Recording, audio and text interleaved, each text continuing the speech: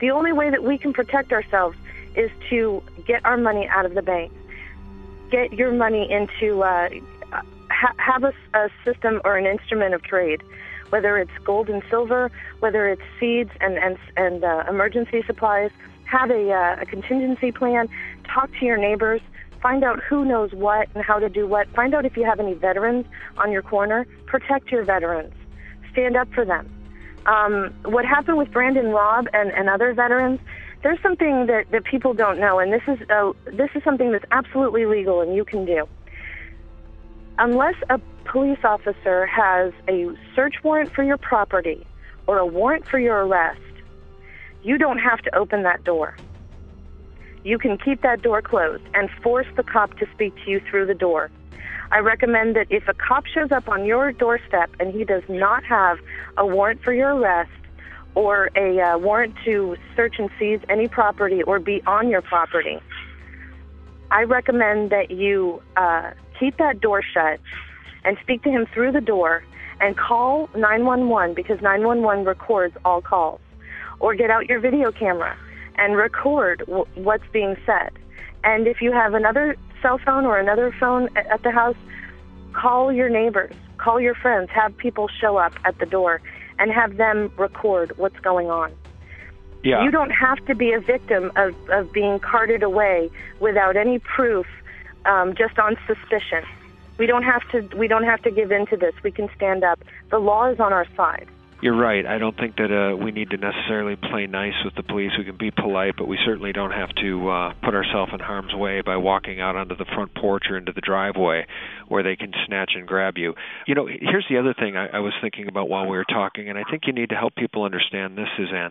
The derivatives exposure that the American banks have is some $600-700 trillion by some estimates, and the CDS exposure just to the European debt, these credit default swaps, which essentially are insurance policies against the collapse of the euro. When the euro falls, when the eurozone collapses, all of those 70-some trillion in credit default swaps are going to come due, and there's not enough money in this country to pay those, to make good on those.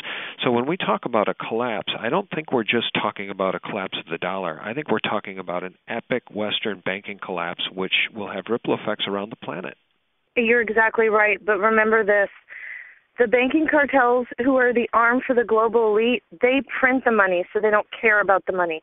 What they're trying to get is countries to declare sovereign debt. Sovereign debt is when you have no more money to give the banks and you have to give them over the physical land. They are trying to get Germany to hand over Germany. They're trying to get Greece to hand over Greece. They're going to try and get America to hand over America. That is part of the end game. That's just one aspect of global domination. So when we see the collapse of the dollar, it's a symptom of them trying to get sovereign debt. And that's what we're fighting against. We're protecting our constitutional republic because we don't want this physical land that we live on to be allocated to the banking cartels, which will then be controlled by the global elite and will be part of their global governance. Chilling. That's chilling. You're absolutely right. You're absolutely right. The end game here is to make us all slaves and serfs under a one world government banking cartel. And some people think that they're losing control and that they ultimately will not get that which they seek. Others think that their plan is going, that all's going according to plan. What do you think? Do you think that they've lost control, or do you think that this is going exactly according to a demonic plan of some sort? Do you think it's going according to plan, or have they lost control?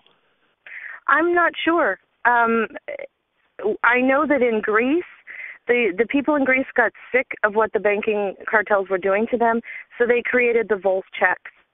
And they got businesses back and running with business markets that they set up, and they were using barter and trade, and they were using a form of fiat in order to facilitate so the businesses could keep running. Everybody has to remember this is only one form of a monetary system. This is only one form of a government. There are millions of ways that we could do this. Throughout history, people have traded shells as currency, feathers, pieces of wood. We are conditioned to believe that this is the one and only way to be, but this is not. This is a form, and it has been usurped and corrupted by the global elite. And the only way or one of the only ways to combat this is to open our minds, to take back our constitutional republic and trust that we can build another government and we can build another monetary system. And we can do it on a domestic level, and which will then branch out to a global level. I hope you're right. For the longest time, I was right there with you, and then we saw what they did to Ron Paul. We saw how they maligned the delegates down in Tampa and treated them like second-class citizens. I mean, the Republican Party's corrupt. The Democratic Party's completely corrupt. The system is completely corrupt. You're right. It needs to collapse and then begin anew. But with 50% of this public still supporting, a Marxist like Barack Obama, where is the hope? Where do you dig deep enough to find hope that there's people informed enough, like those listening right now, that have libertarian values and spirits that embrace the Founding Fathers, that embrace liberty and know what it means to help us rebuild? Because 50% of this public, at least, is just beyond help. Well, the ones that are awake, we need to start organizing. That's why I say, talk to your neighbors.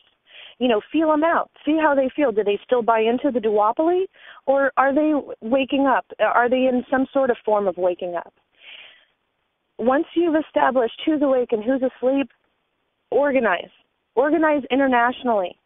Contact other people. Use Facebook. Use your systems against them. Email your contacts and people you know and find out and organize. The people that are asleep, the people that won't wake up, we can't wake them up. Try, but if they won't wake up, move on. And we need to organize the people that are awake. We need to really wake up the people who are starting to wake up, and we need to do something, because the alternative is to be forced into internment camps, massive scale of murder and genocide and democide by our own government, which is murder by your government. And living in an Agenda 21 megacity where whoever is left is just a biochemical automaton. And I don't want my children to grow up in that.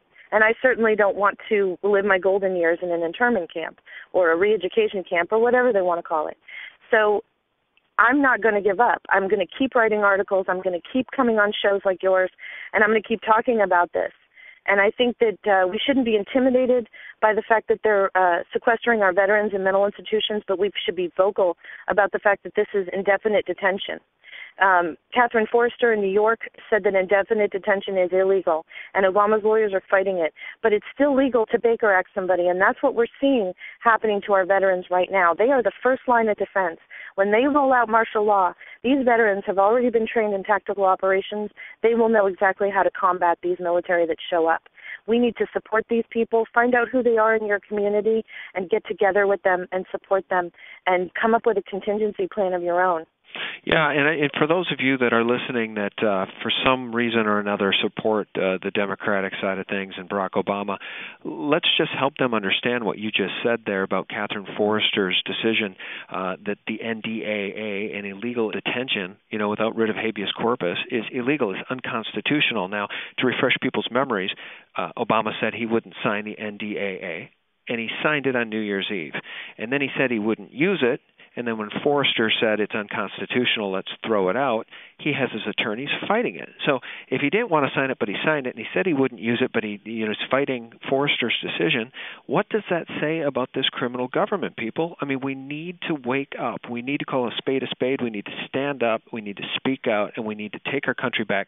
As Alex Jones has been saying, he's been posting a lot of your work, Susanne, if you're not going to speak out now, you're not going to pick up the sword later. So now's the time.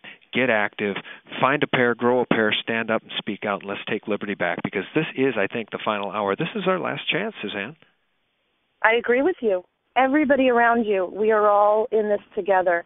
There is no separation anymore other than the global elite is trying to lock down the globe and create a one-world government, and whoever they don't kill will become their serfs and their slaves. You should think about how you can possibly do anything to prevent this. And we've always said here that we're all in this mess together, every single one of us, This goes beyond socioeconomic class. This goes beyond race. This goes beyond religion. This cuts down to, as I've always said, Susanne, at this point, it's humanity versus the banksters. That's what it is. That's what it is. And people need to face the facts, face the cold, hard truth, face the military state, face the tyranny. Grow a pair. Face it. Talk to your neighbors. Talk to your friends. Susanne, before we let you go, you were always working on something interesting, at least an article a day, sometimes two. What's coming next? Well, I like to do dot connectors. Doug Hagman has been speaking to an informant who's been talking to him about false flag operations. We see that the DHS is buying all the ingredients for a fertilizer bomb. The National Forestry is the next agency to order hollow point bullets, along with the Social Security Office and NOAA. And I have an article coming out about the dot connecting to where you can see how their plan for a surprise in October or November that has to do with the elections, that has to do with continuity of government, possible suspension of the U.S. Constitution. But we have to be aware that they have plans. These people shot Kennedy. These people shot Lincoln. There's a possible major catastrophe coming. If they blow up another Moro building like they did in Oklahoma City, we could see massive amounts of people getting hurt. We need to be aware that they're not just ordering hollow point bullets for target practice. If you're going to practice in a target range, you're not going to order hollow point bullets. We need to wake up and realize that something is about to happen.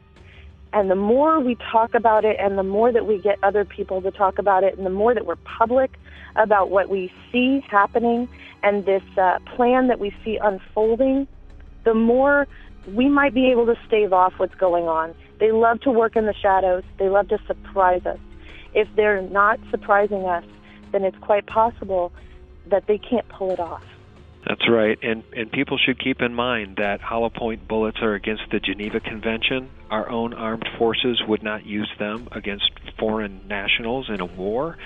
So why is a domestic law enforcement agency loading up with hollow point bullets to use domestically? It goes beyond my ability to process it, Susanne. But when you're talking about 450 million of them, who knows? Well, Susanne Posel of OccupyCorporatism.com, I sure do appreciate your time. Appreciate the work that you're doing on behalf of liberty and getting the word out. And thanks so much for joining us. Thank you for having me. I always love coming on your show. We always love having you. Thanks for your courage and your honor. Bye-bye. Thanks so much for watching, sharing, and spreading this information with friends and family. Together we can take liberty back. Thanks for watching. Good night.